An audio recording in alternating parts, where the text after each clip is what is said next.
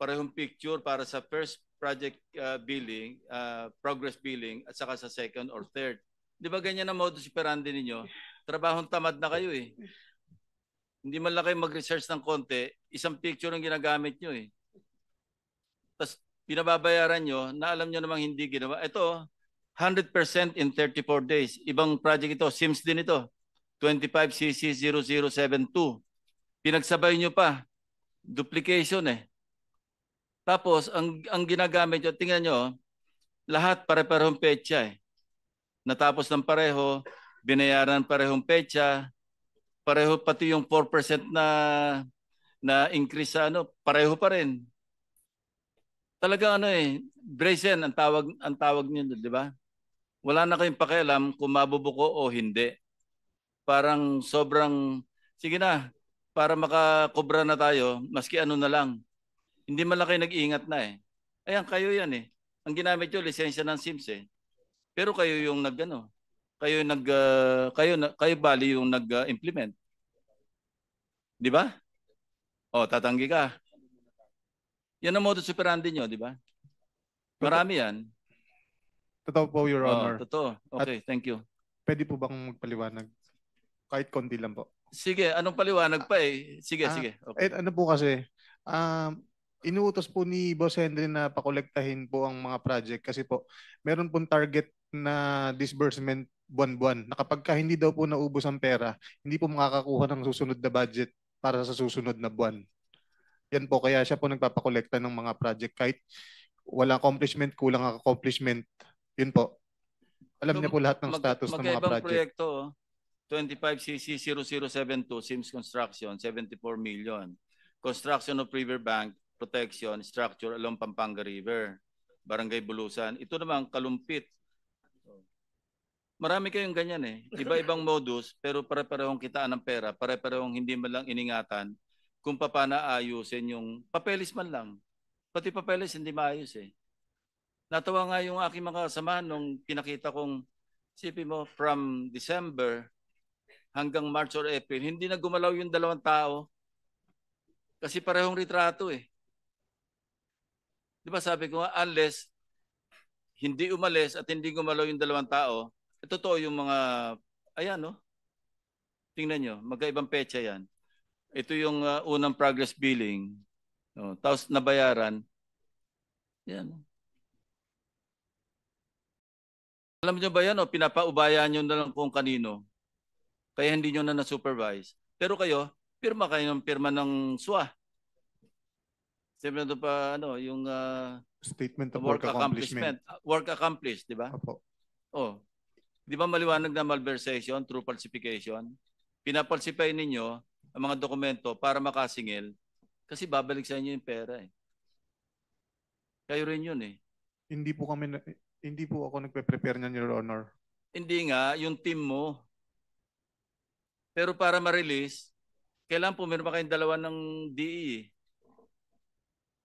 Hindi ka nagpe-prepare kasi team nga kayo eh. Bahala na kayo dyan eh. Bahala na yung accountant, bahala na yung inspector, bahala na lahat. Medyo tumatango si district engineer eh. Totoo no? Sige. Your Honor, para lang po sa katotohanan. Actually, noong ko pa po sinasabi to na ang project engineer po ang nakakalam lahat po ng project. Siya po ang unang pipirma at siya po ang unang magsacertify. If I may po, baka po uubra, kasi laging ako na lang po ang tinuturo rito eh. Alam ko lang po dahil ako ang boss. Pero sana po sa katotohanan, ito po, siya po ang project engineer ng PL, siya po ang project engineer ng ibang project ni SIMS. After po niyan, ito po, sinita ko po ito eh. Bakit nangyari yan eh? So baka po pwede, mabigyan po natin ng pagkakataon para naman po sa magiging fair dito na kada po kasi tatanungin, utos ko. Baka po pagpatay kay Rizal, ako na rin po nag-utos na to later. With due respect po to Chairman, ako po, sinabi ko po sa maraming tao ko, ako po involved sa ghost. Hindi bali pong makulong kami magkakasama. Pero hindi po ako part ng ghost na to. Ito po ang project engineer, pwede pong, if you may. Si Dumasig, di ba? Siya po nakakaalam po lahat. Maupo ka nga dyan sa harap, Ray Dumasig. Kasama ka rin sa BGC, di ba? BGC Boys. Part ka rin. Malakas ka rin magsugal. Sipin nyo, sinusugal nyo yung bira kayo. Sige, Dumasig. Ray. Hello po. Yun po, ako po yung na-assign na project engineer po dito sa, ako po yung dinesignate ni Engineer JP po na maging project engineer sa PL po tsaka sa Perez. So, nung na-designate na po sa akin to, ang sabi po kagad nila, sila na daw po ang bahala. Wag ko na daw po pakialaman. So, yun po. Bali, ito po nangyayari po nung ano pa lang, nung project inspector pa lang po ako. Ang project engineer po nun at that time, si Engineer JP, si Engineer Paul, tas ang hepe po namin si Engineer Bryce. So ako po bilang project inspector po nung time na yon, sumusunod lang po ako sa utos nila na wag ko na daw po pakialaman yung project. Hindi lang naman po yun yung hawak kong project. So Sabi pirma ka lang na ng pirma, wag mo nang pakialaman, pipirma ka na lang. Actually po, nung project inspector po, wala pa naman po akong pinipirmahan at that time, more on site visit lang. So ganun po yung nagiging sistema nung mga panahon na yon. Sinasabi po nila, wag ko daw po ipaalam. Cut to the chase, ano? Okay po. Sino mas mukhang mastermind sa kanilang dalawa? Si Bryce o si Engineer Alcantara? Si Bryce po, sa Ghost Project po. Basta Ghost, siya nakakaalam. Opo. Sila pong dalawa ni Engineer JP. Actually, So alam mo rin yung consequence ng napasukan mo kasi signatory ka. Ngayon pong nalaman ko po na hindi po pala nila ginawa yung mga project. Yun nga ang masama eh. Alam nyo, hiniram nyo lisensya. Talagang medyo maiyak talaga yun kasi siya mananagot talaga, lisensya niya eh. Pero wala siyang kamalay-malay kung paano nyo ginawa o hindi ginawa yung project. Kaya ang pakiusap niya, habulin nyo na gawin sana pero hindi naaabot eh. Paano pa nga aabot? Kaya nyo bang gawin in 1 week? Nag-i-inspeksyon na kabi-kabila. Hindi kaya, di ba? Yan ang problema eh. Sige. Your Honor, tinanong ko po siya, bakit pumayag ka sa ganyan? Po, nasa affidavit po ni RD Dumasig na sinabit sa central office na ang bilin po sa kanya ay siya na po magsabi, wag na po ako, Your Honor. Baka po maging self-serving. Sige, Ray. Ayun po. Sabi po nila sa amin before, hindi lang naman po sa akin, pati po dun sa ibang project engineer. Pagka po sinasabi po nila, wag daw po ipapaalam kahit kanino, pati na po kay Boss Henry. So alam niyang Ghost John, alam niya? Nino po? Ni Bryce? Hindi po, basta po, wari na po. For example, hindi mo alam kung alam niyang Ghost yung ginagawa? Kasi po, wari na po, may isang project po nung time na 2022 or eto na lang pong PL para po na-prove na po na Ghost Project to. Yun po, sinasabi po nila na wag na po namin pakialaman. Ako po yung inspector, pati po yung materials engineer. So kami po, tulad nga po nung sinabi ni Ate Sally kanina, hindi po namin alam yung location ng project. Kasi po hindi lang naman po ito yung hawak kong project. Excuse me, no? Okay po. Minsan pa meron pa kayong ginagawa na hiniram ng lisensya, papakitaan nyo pa ng project sa ibang grid coordinates. Ililigaw nyo pa yung may-ari ng lisensya. Hindi, natapos yan. Ito, actually, ligaw yung contractor kasi sa kanya lang malaman, iba yung tinuturong project na natapos. Yung project na ginapit ng lisensya niya, actually hindi ginawa. Meron pa kayong ganun eh. Ewan ko po sa kanila po. Yun nga, alam nyo, yung knowledge ko at saka ng team ko ng baha, mas malalim pa sa baha sa Bulacan. Kaya kanina ko pa kayo winawarningan eh. Sige, Henry. Your Honor, kaya ko po na-discover yan, kaya ko po pinatatawag si Engineer JM. Actually po, ako po nag-utos kay JM na bakit hindi nyo makita yung project. Si JM po JM is JM Ramos. Opo. Okay. Dati po siyang project engineer po sa planning section po, no?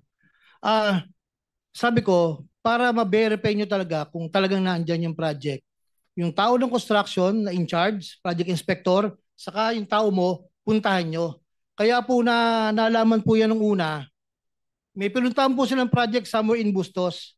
Itinuro po nung tao nila, Plaridel po yata, I think Plaridel or Bustos. Tinuro po, ito yung project. Sabi po ni JM Ramos, hindi yan, ako project engineer last year dyan eh. So doon po nagsimula mag-report sa akin si Engineer JM So, po. kinukonfirm mo yung sinabi ko na tinuturo doon sa may-ari ng lisensya, ibang proyekto para maipakita ang ginawa nila. Yes, Your Honor. Katunayan po, kahit po na itong huli na pinipilit po nila na ipagawa po, hindi rin po maalaman ng mga inspektor kung saan po talaga yung project po, Your Honor. Alam nyo kung yung galing nun yan, ginawa nyo sa mabuti, walang baha sa Bulacan.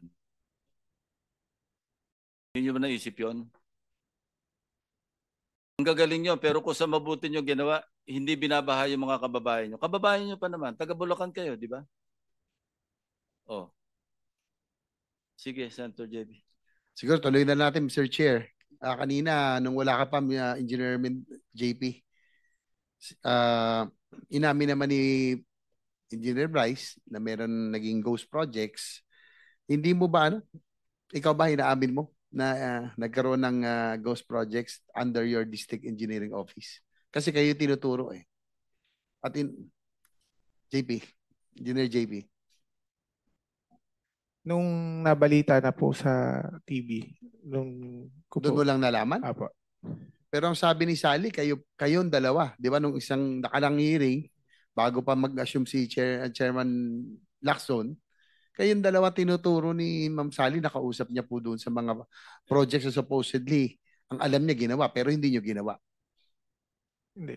Katulad nga po nung sinabi niya, tinawagan daw po niya ako nung last nitong September, hindi naman kahit buksan po yung cellphone niya, hindi po kami nagkakausap. Di po, kinuha. Ma'am Sally, di ba, kausap si Bryce tapos pinasa na sa kanya? Tama? Opo. Yes, Your Honor. Mr. Chair, with the indulgence of Senator JV, kanina po tayo pinapaikot-ikot naman itong si JP Mendoza. Magkakasabwat naman. Tinuturo ka ni Ma'am Sally, nakasabwat ka dyan, tinuro ka na nung Engineer RJ Dumasig, nakasama ka, pati si Henry Alcantara, tinuturo ka, kasama ka dyan, at ngayon sasabihin mo sa'yo, wala kang alam, nalaman mo lang sa TV. Nagsisinungaling ka na naman, di ba? Nanumpa ka kanina na you will tell, kailan ba yon? You will tell the truth, the whole truth, nothing but the truth. Ngayon, nagsisinungaling ka.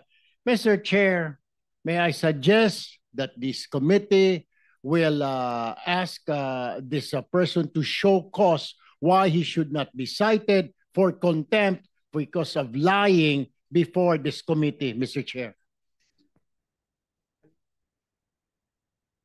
Okay, we're waiting for your explanation.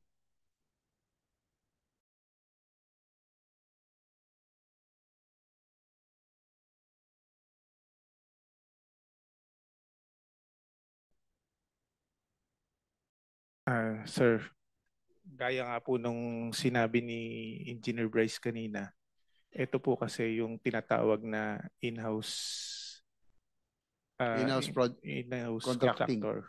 Kumbaga, ang magkakasosyo po dito, ang Sino-sino? pinamumunuan po ni boss na yung 40% sa share, 20% po si Boss Bryce, 20% po sa akin, at 20% po si Engineer Paul Duya po.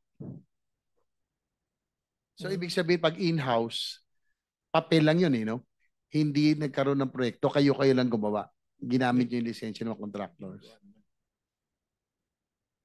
Hindi naman po sinasabing ghost. Hindi siguro lahat. Hindi naman lahat Ginagawa ghost, pero naman merong po. pang sports, Apo. yung sinabi ko, at merong pang pamilya. Yung pang pamilya, yung para may ipakita, yung pang sports, yun yung talagang lahat kinukubra. Tama ba?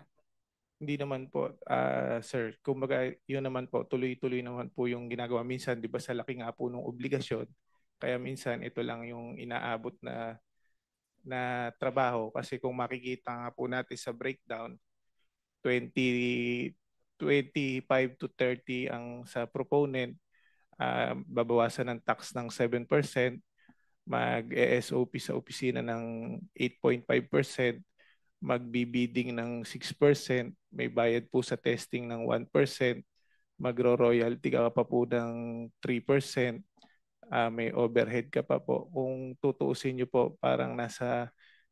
Ilan yung total? Wala nang natira. Parang nasa 22 point something na lang po yung matitira sa Kaya kayo project. nag-ghost kasi hindi na kayang ma-recover, tama ba? Ay sasabihin yata si Engineer Alcantara. Your Honor, if we're going to compare po, let us just try to compare. Bakit po yung mga ibang contractor na hindi under ng SIMS, hindi under ng Wawaw, natatapos po ang project? And yung mga project lang po yon, ang naka-assign na project engineer, hindi po nila mga bata yon. So just let's be factual po. I'm really asking the Honorable Chairman po. Ang dami pong contractor doon na gumagawa, bakit po natatapos po nila? Ibig po sabihin, kung sinasabi po nila yung mga dahilan ay ganun, ang dami pong contractor na nakatapos po ng project ng maayos po. Tanging yung lisensya lang po ni SIMS, ni Wawaw, meron naman pong project po si Wawaw na sarili niya po, natapos naman po niya. Yun lang po yung point ko rito. At kung sinasabi niya po nakasama nila ako dyan, Your Honor, katasabi lang po ng project engineer na ibinibili na wag sasabihin kahit kanino at lalong-lalo po sa akin. Paano po, lagi na lang po kasi gano'n, Your Honor, medyo pasensya na po kayo. Gusto ko po talaga lumabas ang katotohanan dito na yung mga ghost project na yung pinag-uusapan po natin kung sino po talaga ang pasimuno dyan. Salamat Mr. Chair, po. if I may, with the indulgence of Senator JB, ang problema sa iyo kasi, Mr. Alcantara, ikaw yung hepe. Tama? Dapat ini-inspeksyon mo. Pangalawa, kung mo sabihin sa may wala kang kanyalaman, yan doon ka sa limpak-limpak na pera na iniimpake. Sana tinanong mo saan galing ito mga iho. Napakarami naman. Kung mo sabihin hulog ng langit yung pera na yon. So it must have come from somewhere. It must have come somewhere na illegal. Kaya napakadaming pera. Kaya wag mong sabihin at wag kang magmamalinis dito na sila lang, puro sila din naman. Well, man, ikaw yung hepe. Dapat doon pa lang kagad nakita mo na napakaraming pera. You would have stopped them. At maging itong si Dumasig, wag ka magpa-santo-santo yung mukha dyan. Ano ka, tanga? Engineer ka? Hindi mo malang sinumbong sa proper authorities? May chain of command. Merong, tumahimik ka muna dyan, Bryce Hernandez. Wag ka muna sumasagot-sagot. Ikaw, Dumasig, you could have went to Metro Manila sa office ni Secretary. Unless kasabwat din ninyo ang Secretary. O kung wala ka ng tiwala, doon kay RD. Nagsabwatan kasi kayo. Dahil kumita kayong lahat. Kasama ka sa kasino eh. O, pinikit mo na rin kasi ang mata mo. Nasaan yung social responsibility, moral responsibility mo sa bayan na ito? Nanumpa ka pa? Alam mo, Mr. Chair, dapat tanggalan ng lisensya ito ng Philippine Regulatory Commission, ng PRC, ito mga ito eh. Conduct unbecoming. Nanumpa pa kayo. And, Mr. Chair, I think, and with the indulgence of Senator JB, I will not buy the explanation of Engineer JP Mendoza, Mr. Chair. Therefore, I would suggest that we cite this person in contempt, Mr. Chair. Any objection? Hearing none, the motion is approved.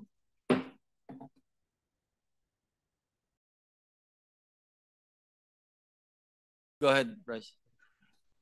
Yung sa amin po, umamin naman po kami na hindi ko alam bakit ayaw pa pong aminin ng boss namin na alam niya rin lahat ng nangyayari nito. Kami po, wala na pong mawawala sa amin. Naka-all out na po kami. Inaamin po namin yung ginawa namin, yung kasalanan po namin. At kung ano po yung kailangan namin ibalik, willing po kami.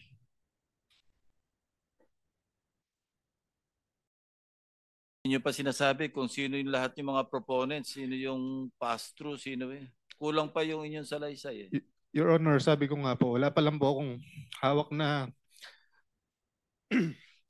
matibay na ebidensya para makapagturo po. Ayoko pong magturo ng dahil gusto ko lang. So, piles of cash, naka-party-party na, wala ka man lang malay. Isa lang yung sinabi mo o may pinagtatakpan ka ba o ano? Wala pong pinagtatakpan, Your Honor. Bali doon po kasi sa pile of cash na Yeah, okay. Si magkakaiwalay. Engineer Alcantara, hindi mo na rin maitatatwa, maitatanggi kasi nasa harapan mo yung piles of cash.